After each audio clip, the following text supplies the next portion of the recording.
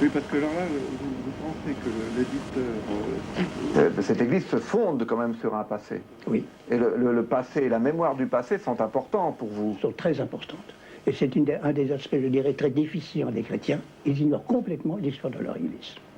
Quand je compare la spiritualité chrétienne à la mentalité juive, ou même ceux qui ne sont même plus juifs, en ce sens qu'ils ne sont plus spirituels, enfin ils sont athées, regardent encore la Bible comme quelque chose de fondamental pour eux.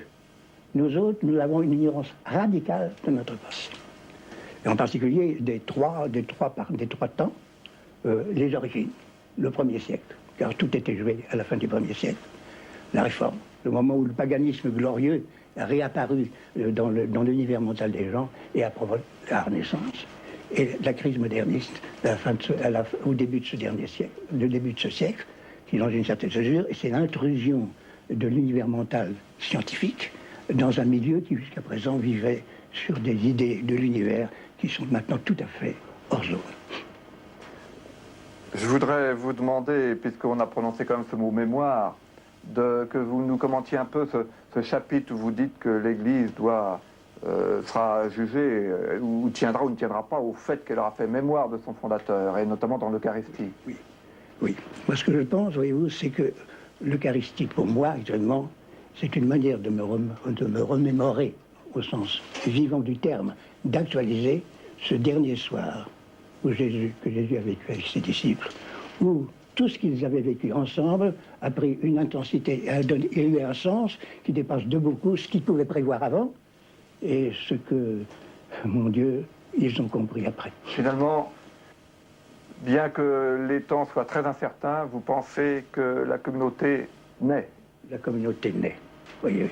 Et moi, quand je vois les gens qui voient à la fin du mois très prochain, je me dis, mais nous avons un passé où il était extrêmement improbable que ça se déplace. Nous sommes une espèce improbable, absolument improbable. Et toujours, par un biais ou par un autre, au dernier moment, il y a quelque chose qui arrive qui fait que ça passe. Eh bien, je crois que nous sommes dans une période de ce genre. À mon point de vue, la dimension de la crise actuelle, on peut presque dire qu'elle est cosmique.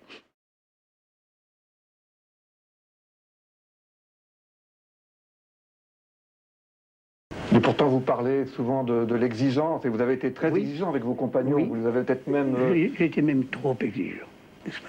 Mais cette exigence, elle est surtout enracinée en soi. Ça.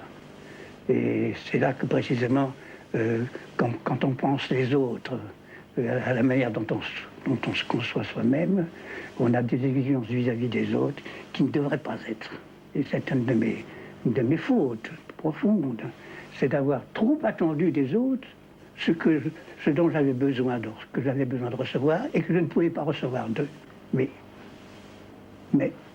de cette action qui monte en moi et qui n'est pas que de moi.